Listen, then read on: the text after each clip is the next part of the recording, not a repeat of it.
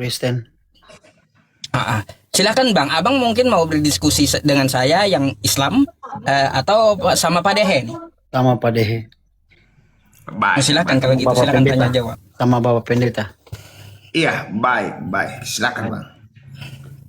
Bapak, ini saya cuma mau tanya saja mengenai kepercayaan sama iman. Hanya 2 pertanyaan. Oke, boleh. Silakan. Ya. Apa namanya? Kan dulu di dalam Alkitab kan tertulis bahwa orang buta itu dia kan tidak bisa melihat, tapi dia percaya. Tapi dia percaya bahwa Yesus bisa menyembuhkan. Iya. Ya. Makanya dengan imannya dia meyakini bahwa Yesus itu bisa menyembuhkan, dan dia ke sana. Dia ke sana, terus Yesus ketemu sama dia, langsung Yesus menyembuhkan dia. Tapi Yesus berkata begini, imanmu, setelah Yesus ludah di tanah dan ambil tanah liat, gosok di matanya, dan Yesus bilang, imanmu telah menyembuhkanmu. Begitu. Yang ingin saya tanyakan di sini, apakah kita harus percaya kepada iman kita atau bagaimana? Jawab Pak Dehe tuh. Iya. Imanmu telah menyelamatkan engkau. Betul. Ya. Orang buta sembuh, dan butanya pun dia bisa melihat ketika dia bertemu dengan Yesus. Betul. Lalu pertanyaannya, dari mana kuasa Yesus itu? Dari Allah Bapa. Nah, betul Juan. Dari Allah Bapa, kata si Juan. Siapa yang memberikan kuasa kepada Yesus sehingga dia bisa menyembuhkan yang sakit itu? Adalah Allah Bapa. Dan karena iman, orang itu diselamatkan. Oke, lanjut. Contoh, satu pohon itu kayak macam di satu kampung ya. Satu pohon ini kita anggap dia kayak macam sakral. Jangan coba-coba kau kencing di sana. Jangan coba-coba kau bikin maksiat di sana. Nanti terjadi apa-apa. Itu kepercayaan. Iman satu kampung itu yang mempercayai bahwa pohon itu sakral. Makanya terjadi hal-hal yang mereka buat. Ini yang saya bingung. Coba Anda jelaskan. Itu hanya mitos, abangku. No, bukan mitos. Iya, saya kasih contoh juga. Kita punya anak kecil. Banyak di desa-desa terpencil mengatakan bahwa jangan dudukin bantal. Karena ketika engkau duduk, maka terjadilah kau bisul. Maka di desa-desa itu orang tidak mau duduk di bantal. Karena telah mempercayakan hal demikian. Dan ketika ada anak yang tidak mengerti mitos itu, lalu dia duduk. Lalu tidak terjadi bisulan sama anak itu. Karena hanya mitos, tidak ada yang mengatakan bahwa harus, tidak ada. Tidak, yang saya tanyakan kepercayaan satu kampung ini terhadap satu pohon itu. Begitu, bukan kalau bantal. Iya, ini, saya juga tidak percaya model begitu, Bang. Tidak, maksudnya begini loh. Kalau itu kuasa apa? Saya mau tanya. Oh, kuasanya itu adalah doktrin leluhur turun temurun, bahwa di pohon ini. Bapak Pendeta percaya? Nah, sebentar dulu, saya nanti sampai saya di sana. Itu adalah ada penghuninya. Tidak boleh kita pacaran di situ. Nanti kau diganggu oleh jin. Jin apa? Jin kafir. Kamu akan diganggu nanti. Padahal ketika orang yang beriman dia ke pohon itu tidak terjadi apa-apa. Karena sudah ditakutkan, karena sudah terlalu dipercaya, sehingga banyak yang takut. Karena angker, jangan ke pohon itu, bahaya. Jadi itu kuasa apa? Kuasa iblis atau? kegelapan. Oke. Kalau kuasa kegelapan berarti itu mereka kan imani, mereka mempercayai. Iya, mereka mempercayai karena sudah terjadi hal-hal itu sebelumnya. Satu lagi dok. Dan itu adalah orang-orang yang tidak beriman dan tidak bertakwa kepada Tuhan. Makanya mereka takut. Oh tidak. Satu kampung itu tuh percaya sama Tuhan, sama Yesus. Iya, karena imannya tipis. Coba saya yang ketemu pohon itu, saya injak langsung dia. Iya, iya. Kan kata Yesus, aku telah diberikan kuasa di bumi dan di surga. Saya Siapa percaya yang itu. memberi kuasa? Adalah Yesus. Oh Yesus. Siapa yang memberi kuasa? Adalah Allah. Allah Bapa lah. Allah Bapa. Yang memberi kuasa itu adalah Allah. Dan ketika kita percaya hal demikian, maka ketakutan di satu desa atau di satu pohon itu kita usir di dalam nama Yesus. Haleluya. Haleluya. Lanjut lagi. Sudah terlalu banyak pertanyaanmu, giliranku sekarang. Udah 4 kau tanya. Oke, silakan.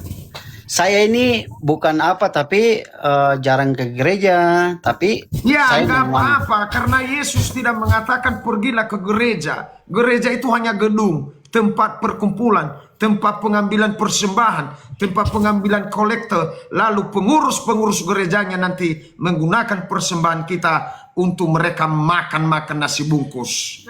Gitu. itu perkataan itu perkataan Bapak Pendeta. Itu perkataan Bapak Ngakak Pendeta saya pada bukan hari saya. ini. Itu adalah real, itu adalah fakta. Banyak orang pengurus gereja yang mestinya hanya 10 menit selesai rapat, lalu mereka rapat sampai 2 jam, 3 jam, supaya keluarlah kopi, supaya keluarlah nasi bungkus.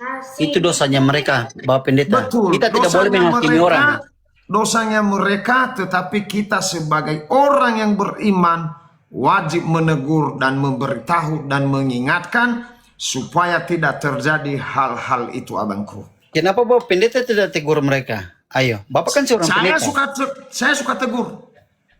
Makanya banyak oten yang membenci saya karena kebenaran yang saya sampaikan ini.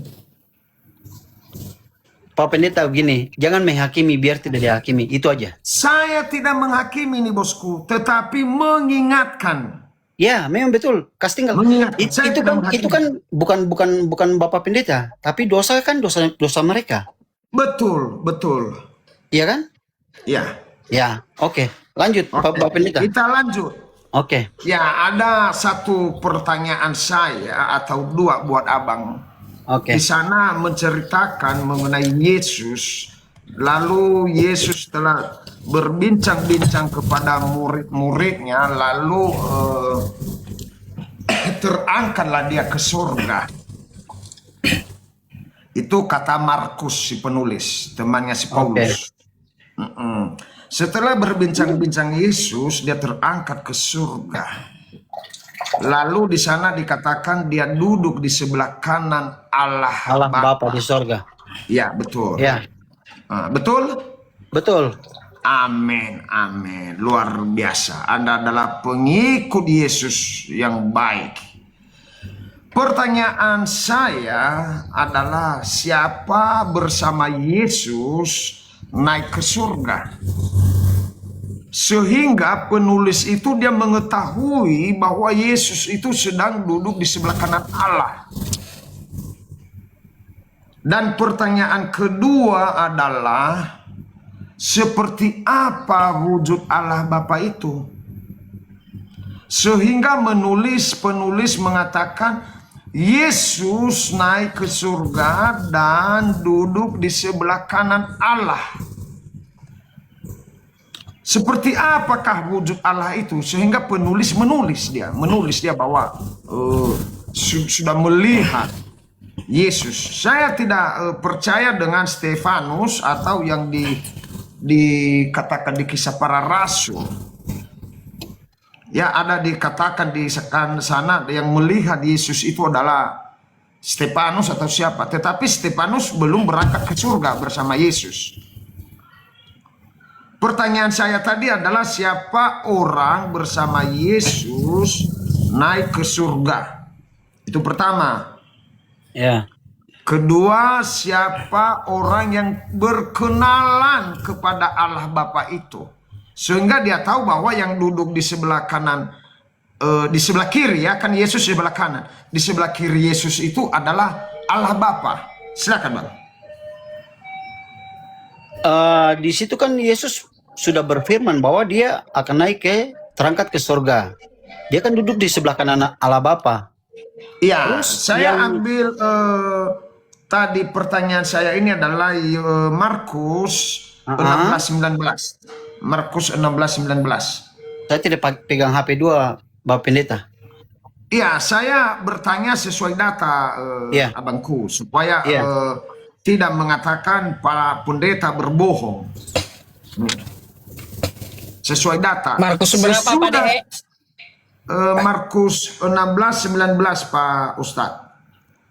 Biar saya tampilin di layar biar dia juga baca gitu loh. Nanti dikira ngibul Pak Dehe-nya ya. Nih saya yang bacakan biar netral ya. Oke. Ini Markus ya, Markus 16 nomor 19. Sesudah Tuhan Yesus berbicara demikian kepada mereka, terangkatlah ia ke sorga, lalu duduk di sebelah kanan Allah Bapa. Ya. Allah aja ini. Nggak ada bapaknya. Ya, Allah. Beda-beda ini kitab Pak Dehe ya. Tidak, Bapak Enggak Ustadz. sama, beda-beda Bapak kitabnya. Ustadz, begini, kita kan sudah terbiasa dengan menyebut Allah Bapa, begitu. Oh ya udah ada itu isinya. Oke. Pemahaman kita kan beda-beda, begitu, Bapak Ustadz. Iya, baik Bang. Silakan Bang, silakan. Jadi yang ditulis di situ, Bang, kalau ditulis di situ Markus, berarti ya Markus yang menulis itu. Bahwa Yesus yang akan duduk di sebelah kanan Allah Bapa. Begitu. yang saya tanya Bang, siapa yang melihat atau siapa bersama Yesus naik ke surga sehingga dia bisa Itu kan menulis? Yesus naik sendiri, Bapak Pendeta. Masa ada yang ikut Yesus? Makanya dengar dulu Bang, ya dengar dulu Ya. biar selesai. Siapa bersama Yesus naik ke surga sehingga Yesus itu mereka tahu bahwa duduk di sebelah kanan Allah Bapa. Pasti dia sudah melihat sehingga dia menulis. Atau ada narasumber. Yang menulis siapa? Markus. Markus. Berarti Markus yang sudah berfirman Yesus yang sudah berfirman ke Markus. Makanya Markus belum menulis pernah itu. ketemu Yesus. Markus belum ketemu Yesus.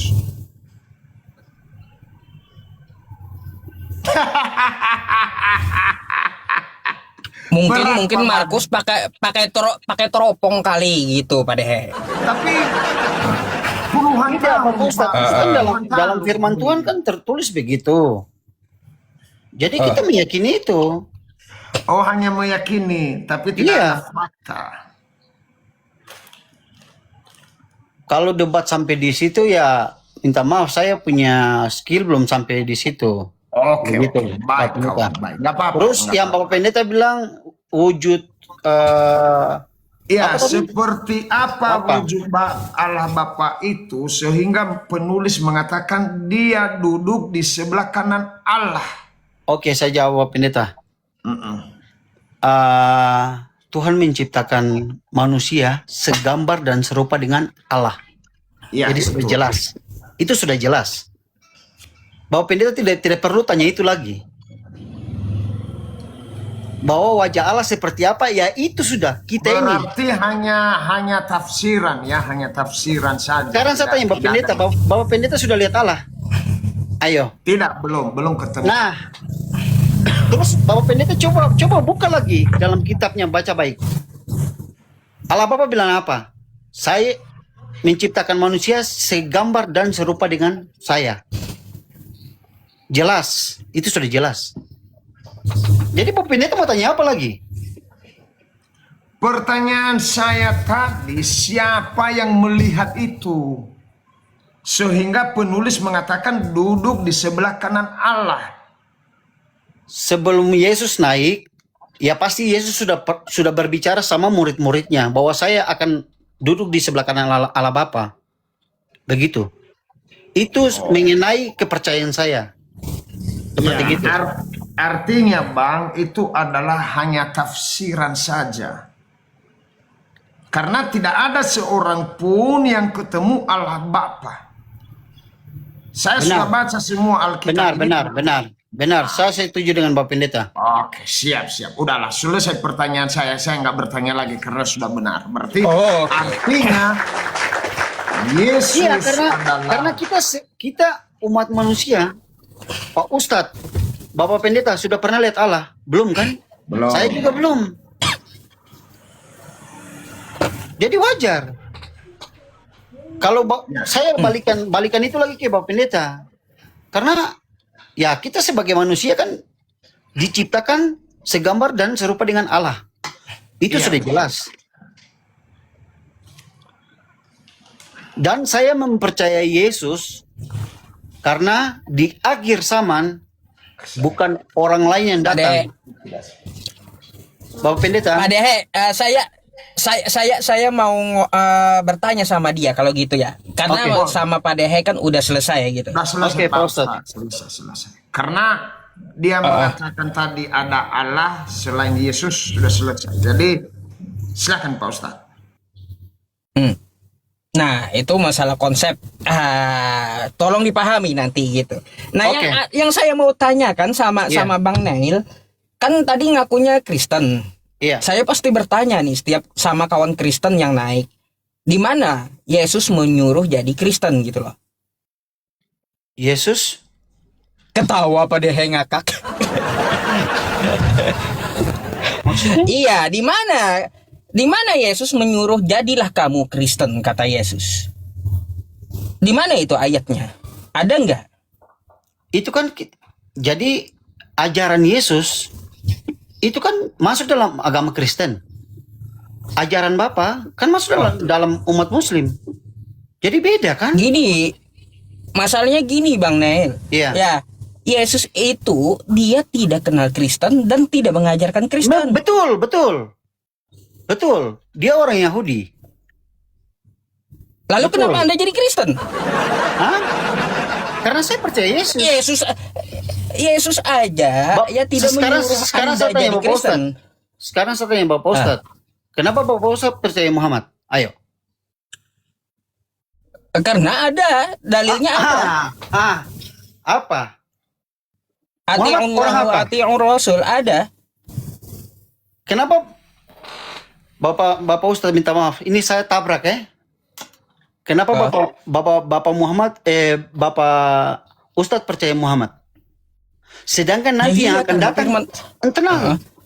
Sedangkan yang nanti akan datang untuk yang kedua kali untuk menghakimi dunia adalah Nabi Isa Yesus Kristus.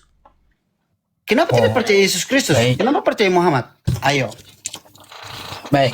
Bang, saya percaya dengan Nabi Muhammad itu karena ayat Al-Quran, ya Muhammadur Rasulullah, Quran surah Al-Fat ayat 29, terus juga Quran surah Ali Imran ayat 144 ya teman-teman. Wa ma Muhammadun illa rasul qad khalat min qablihi rusul. Jadi Nabi Muhammad itu utusan Tuhan kayak gitu. Abang Nail. Ada dasarnya saya mempercayai Nabi Muhammad. Yang saya pertanyakan kepada Anda kan untuk masalah jadilah kamu Kristen kata Yesus. Ada enggak? Kalau di Islam kan ada. Quran surah Al-Baqarah ayat 208. Ya ayyuhalladzina amanu dukhulu fis-silmi kaffah. Saya tidak paham. Hai orang-orang beriman masuk. Ya, ini saya artikan. Hai orang-orang beriman. Ya, masuklah kamu ke dalam Islam. Kan itu ada kosakata perintahnya. Masuklah kamu ke dalam Islam. Ya. Ah, gitu Bang. Ada nggak perintah dari Yesus masuklah kamu ke dalam Kristen? Untuk permasalahan hakim yang adil, siapa yang menghakimi? Nanti habis ini kita bahas. Coba abang tanggapi dulu gitu loh. Satu pertanyaan dulu, ada nggak di dalam kitab Anda Yesus mengatakan, jadilah kamu Kristen, sebagaimana saya tadi menjabarkan seperti Al-Quran, jadilah kamu Islam gitu loh. Itu pertanyaan yang sama. Iya, jadi gini Bapak Ustadz,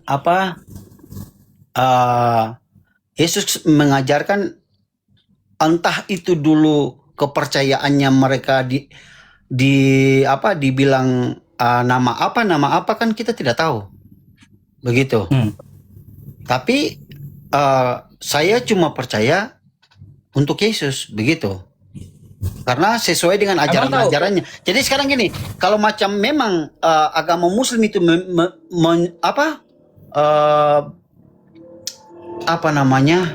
agama Muslim itu mengajar tentang ajaran Kristus, berarti otomatis saya di agama Muslim. Begitu. Gini bang, kalau di Islam itu ya batal seorang Muslim, dia tidak menjadi seorang Muslim kalau dia tidak percaya dengan Nabi Isa atau Yesus. Batal imannya. Kami percaya dengan Nabi Isa atau Yesus itu, percaya gitu, dengan ajarannya kami percaya. Tapi ya kami menyesuaikan, meletakkan posisi dia itu sebagaimana yang dia jelaskan. Kalau dia mengaku adalah hamba Tuhan dan sebagai nabi, maka kami umat Islam kami akui dia nabi gitu. Bukan Tuhan. Kami percaya juga sama dia. Lihat ajaran dia di Lukas 4 nomor 8, sembahlah Allah. Kalau kita merujuk ke Al-Qur'an juga ada, Bang. Iya. Ada juga. Nabi Isa berkata sembahlah Allah, ada. Iya, memang. Karena kita menyembah cuma dari Islam ke Nasrani kan sembah satu Allah. Coba lihat yang dilakukan oleh Yesus, siapa yang melakukan kebanyakan? Maksudnya lakukan apa, Pak? Sunat siapa yang sunat? Islam wajib sunat. Anda sunat enggak? Kristen nggak sunat, Pak. Nah ini masalahnya. Karena Yesus kan sudah disunat. Nah kan itu Yesus yang sunat. Iya, jadi itu kan dalam perjanjian baru kan sudah ditiadakan untuk kita yang Nasrani tidak akan sunat lagi karena Yesus sudah mengganti kita. Contoh saja puasa. Yesus kan sudah menjalankan puasa, menggantikan kita. Jadi ajaran Yesus yang dalam perjanjian baru itu kita yang mengikuti itu. Sedangkan dalam Taurat ini. Sedangkan ditumbalin abangnya rupanya ya. Wah. Lanjut Bang. Kok bisa-bisanya Anda numbalin Yesus? Gak perlu, kalau Yesus udah puasa tuh ya mewakili kami. Jadi tumbal itu Yesus. Kayak gitu. Tidak, itu kan Yesus kan sudah bilang bahwa yang Yesus lakukan berarti kita sudah tidak akan lakukan lagi, begitu. Ini pada yang berat banget. Iya kan contohnya seperti puasa, sunat, itu kan kita tidak perlu lagi. Begitu Pak Ustadz. Itu siapa yang ngajarin, Bang? Ya dari agama kami. Agama Anda bukan Yesus yang ngajarin? Ya Yesus. Di mana ayatnya? Bahwa Yesus mengatakan tidak perlu lagi sunat, gak perlu lagi. Di mana Yesus mengatakan kayak gitu? Saya tidak terlalu mendalami Alkitab, Bapak Ustaz. Begitu. Bang, coba kalau kita lihat ya, Yesus sunat di hari ke-8, Lukas 2 nomor 21. Umat Islam juga sunat. Kayak gitu. Oke. Terus Yesus menyembah Allah, ya Lukas 4 nomor 8. Sembahlah Allah, Tuhan Allahmu. Hanya kepada Dia saja engkau berbakti. Di Al-Qur'an juga ada. Quran surah Maryam ayat 36. Innallaha rabbi wa rabbukum fa'budu. Hadza siratum mustaqim. Sama tuh ucapan Yesus dengan ucapan Nabi Isa. Dan kami yakini itu benar. Dia sama-sama menyuruh menyembah Allah. Umat Islam hari ini menyembah Allah. Kayak gitu, Bang. Yang pernah dilakukan oleh Yesus. Nah, terus ya Bang ya, kalau kita lihat Yesus itu juga ketika dia di Taman Getsemani, dia berdoa dan bersujud kan kayak ya. gitu. Ya. Hari ini siapa ibadahnya yang melakukan sujud? Umat Islam. Kalau di Kristen, mana perintah Yesus ke gereja?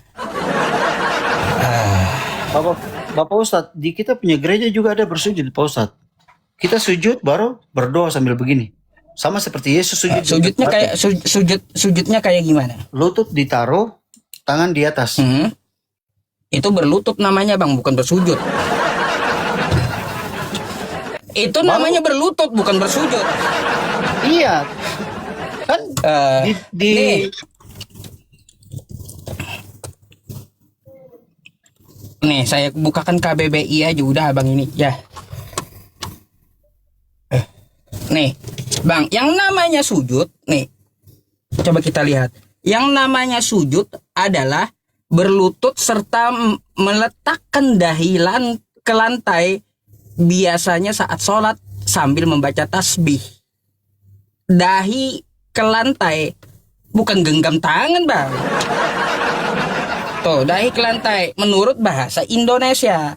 Jadi yang dilakukan oleh Yesus itu bukan berlutut kayak seperti tadi, tapi dia dahinya ke tanah gitu. Kok dahi ke tanah? Ya iya, itu adalah sujud. Sujud itu dahi ke tanah. Tapi tidak ada dalam firman Tuhan dahi ke tanah kita. Loh, Yesus aja melakukan. Gimana? Ayat berapa? Matius 26 nomor 39. Coba Pak Ustadz buka. Udah, nih. Bentar. Ada nggak dibilang Yesus sujud kayak itu? Ada. Nih. Maka ia maju sedikit, lalu sujud dan berdoa. Berdoa, ya. Katanya, ya Bapakku, bla bla bla bla, kan isi doanya. Ya. Nah, ini Yesus mana melakukan dahinya? gerakan. Oh, ini yang dimaksud meletakkan dahi ke bumi itu adalah sujud, Bang. Sesuai KBBI tadi nih, dahi ke lantai. Ini arti Pemahamannya sujud. pemahamannya kita beda. Sujud adalah dahi ke lantai. Tuh. Makanya ketika Yesus sujud, artinya Yesus ini melakukan dahinya ke lantai, ke tanah gitu. Kalau Yesus sujud di lantai pasti dia punya di sini sudah hitam. Belum tentu, Bang. Gimana? Di situ kan tidak ada itu kan sujud saja berarti kan belum. Jadi gini, Pak Ustadz, kalau mau dibilang sujud itu bukan berarti kita harus nunduk kepala ke lantai. Tidak. Oh. Lalu definisi Contoh saja, sujud kayak gimana? Contoh saja, Pak. Gak ada Contoh lagi, saja, Bang. Pak Ustadz. Definisi sujud. Tidak. Contoh saja Pak Ustadz, begini. Bahasa orang Jawa sama bahasa kami di Papua itu beda. Pemahamannya Terus beda. betul beda. Pemahamannya beda. Jadi tidak bisa mau dibilang. Jadi bahasa Indonesia tuh banyak. Bang, itu yang kata Anda itu seperti bahasa daerah, tetap aja bahasa Indonesia kita satu. Betul. Sujud kalau kata bahasa Indonesia sujud itu dahinya ke tanah, maka ketika dipakai oleh kitab Anda berarti seperti itu yang dilakukan oleh Yesus. Yang kita lakukan di gereja bukan sujud untuk taruh dahi di itu. Hanya sujud lutut di bawah, tangan di atas. Itu. Kan gitu ya teman-teman. Iya kan? Kan pemahamannya Bapak dengan pemahamannya kita beda. Betul atau tidak Bapak Pendeta? Iya. Saya tanya Bapak Pendeta ini. Bapak Pendeta tolong jelaskan. Ayo. Enggak apa-apa, saya tanya abangnya aja gitu. Tidak. Jadi saya kan belum terlalu paham dengan itu. Nah, ada seniornya yang di atas. Coba. Ayo Bapak Pendeta coba jelaskan. Terus namanya apa itu? Bapak Pendeta sembahyang bagaimana? Ayo. Saya nggak minta Pak Dehe jawab. Saya mau diskusinya dengan abang gitu. Iya betul. Makanya saya kan bilang ke Bapak Ustadz. Pemahamannya Pak Ustadz sama pemahamannya kami, bahasa Pak Ustadz dengan bahasanya kami di orang Timur beda. Begitu. Bang, di situ ada Alkitab nggak? Saya. Ada. Ada. Coba abang Mohon maaf, boleh izin ada tamuku di bawah. Baik Pak Oke. Dehe. Oke, sudah kalau gitu lanjut. Bisa naik. Lanjut, Dalam Oke. mereka nunggu. Ya. Oke. Baik Pak Dehe. Oke. Terima kasih, selamat malam. Terima kasih Pak. Selamat malam. Bang, Sabar Pak Ustadz. ambil buku Alkitab kamu. Iya. Sabar ya Pak Ustadz.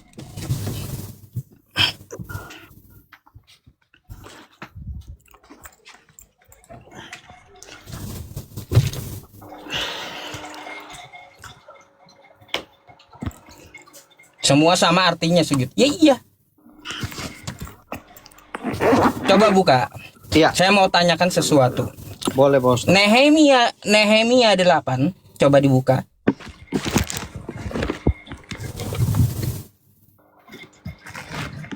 Aduh.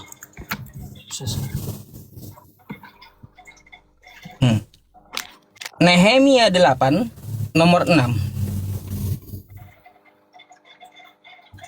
Ada di situ Alkitab. Coba.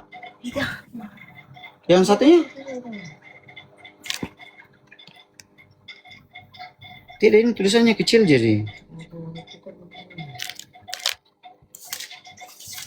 Ya, yang kita pertanyakan Nehemia Ya. Nehemia 8 nomor 6. Sabar Pak Ustadz.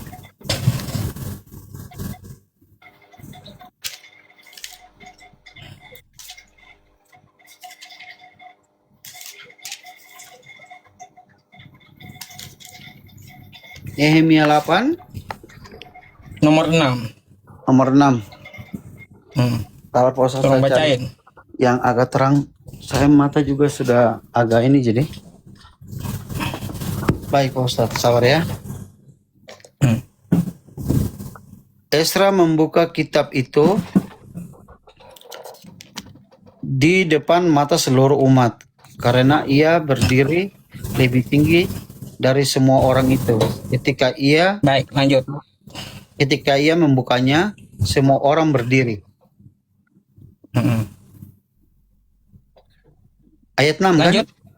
Lanjut lagi. Iya, kok beda ya dengan ini, dengan Bible saya. Lanjut dulu, lanjut. Terus? Esra memuji Tuhan, Allah yang Maha Besar, dan semua orang menyebut amin, amin, amin. Sambil mengangkat tangan, kemudian mereka berlutut dan bersujud menyembah Tuhan dengan muka sampai ke tanah. Nah, itu di kitab Anda ya, Nabi Ezra. Ezra mengajarkan menyembah Tuhan itu sujud kepada Tuhan, Oke. ya, dengan muka sampai ke tanah. Oke. Kan ada nih. Iya, sabar Pak Ustadz. Oke. Ini kan Berarti artinya sujud itu kan muka sampai ke tanah. Oke, Paham? paham. Nah, yang saya mau tanyakan sekarang, siapa yang melakukan ritual ini? Ini di perjanjian lama. Ya iya, karena ajaran para nabi itu, semua ajaran nabi itu sama ibadahnya kepada Tuhan, Bang. Nggak ada beda. Yesus datang beda, Bang. Nah, Yesus kan sujud juga kayak Ezra. Ini di sini. Gimana sih? Tidak. Maksudnya di sini Pak Ustadz, ini kan dalam Taurat perjanjian lama ini kan para nabi terdahulu, begitu. Jadi Makanya saya bilang Yesus pun melakukan, Bang. Yesus juga bersujud di Matius 26 nomor 39 tadi. Sama dengan Ezra gitu. Dia juga bersujud kepada Tuhan, mukanya sampai ke tanah. Nggak ada bedanya ajaran para nabi itu, cara menyembah Tuhan. Ritual menyembah Tuhan itu kayak gimana? Nggak ada dari zaman Abraham, ya, zaman Nabi Ibrahim, zaman Abraham di kitab Anda. Sudah sujud dahi ke tanah gitu. Sampai hari ini umat Islam melakukan sholat sujud dahi ke tanah. kenapa ajaran Yesus tidak? Nah, yang dicontohkan Yesus, coba lihat. Dia bersujud di Taman Getsemani. Yesus pun Getsemani juga di atas, dahinya ke tanah gitu. Di Taman Getsemani, tapi di batu. Dia berdoa naik ke itu ke Taman Getsemani, menyendiri dari para murid-muridnya, terus dia berdoa. Bang, kita tidak bahas tamannya, kita bahas Oke. Yesusnya. Oke. Apa yang dilakukan oleh Yesusnya? Di situ Yesus Dia dia bersujud. bersujud kepada Tuhannya. Iya, dia bersujud. Ah. Lalu Anda Iya. sebagai Kristen, ada nggak melakukan seperti Yesus? Ya kita melakukan seperti Yesus yang lakukan. Sujud dahinya ke tanah. Dalam film dokumenter yang dibuat itu kan tidak menyembah, tidak sujud di itu, sama seperti yang kita lakukan sekarang. Kapan Bang? Coba kasih lihat sama saya. Kapan Kristen menyembah sujud dahi ke tanah kayak Yesus? Tidak, Bang. Maksud saya, kita kan umat Kristen kan sembayangnya tidak seperti begitu. Cukup bersujud saja dengan lutut sambil berdoa. Lalu cara ibadahnya mengikuti siapa kalau bukan dari Yesus? Ya kan tidak. Itulah Kristen Bang. Makanya saya bilang Kristen ini bukan ajaran Yesus gitulah. Kristen ini bukan ajaran Yesus dan Yesus tidak kenal Kristen. Kok bisa begitu? Ya makanya Anda ibadah suka-suka Anda, kan kayak gitu. Sedangkan Yesus tata cara ibadah dia apa? Sujud dan doa. Iya memang. Jadi kalau Anda itu kata Anda itu di gereja kami, ya memang di gereja Anda, gini, bukan ajaran Yesus. Iya, jadi begini, Bapak Ustadz, mau kita cara berdoa bagaimana atau bagaimana, yang penting kita meyakini, mengimani. Kepercayaan itu penting. Sama dengan Bapak Pertanyaan Ustadz, saya, iya, betul. Nehemia 8 nomor 6 tadi siapa yang melakukan? Nehemia ini, yang di Nehemia 8 dan nomor 6 tadi, nomor 7. Siapa yang melakukan? Ezra?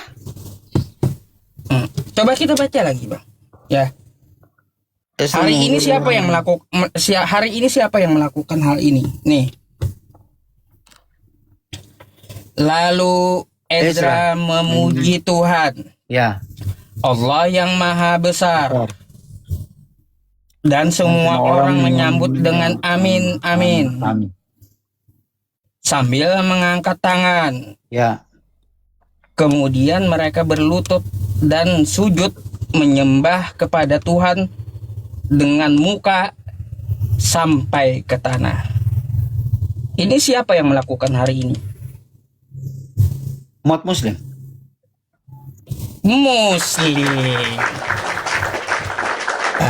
Muslim Bang. Makanya Islam itu bukan agama baru. Islam itu agamanya para nabi. Dan contoh ya yang dicontohkan oleh para nabi itu, kalau memang ritualnya seperti apa ya, nggak ada perubahan gitu ritualnya Bang. Nggak ada sampai ke gereja nyanyi-nyanyi, nggak ada. Semua nabi itu bersujud kepada Tuhan. Betul. Tapi maksudnya di sini Pak Ustadz, itu kan cuman ritual pemujaan. Ya kan artinya kita tahu cara menyembah Tuhan yang benar seperti apa, kan kayak gitu. Yang diajarkan oleh para nabi. Oke, sekarang saya tanya, apakah dengan cara begitu langsung doa Anda terkabuli? Nggak ada hubungannya dengan doa, Bang. Kita ini bahas ritual, paham kan? Bukan ritual, masalah doa. Ritual kan kita beribadah, doa. Ya beribadah ritualnya yang kita bahas, bukan jadi doanya. Sekarang kita ritual ini untuk memuji. Ritual ini untuk memuji siapa? Allah Bapa di surga kan? Iya. Ya kan sama. Mau berdoa bagaimana yang penting beda.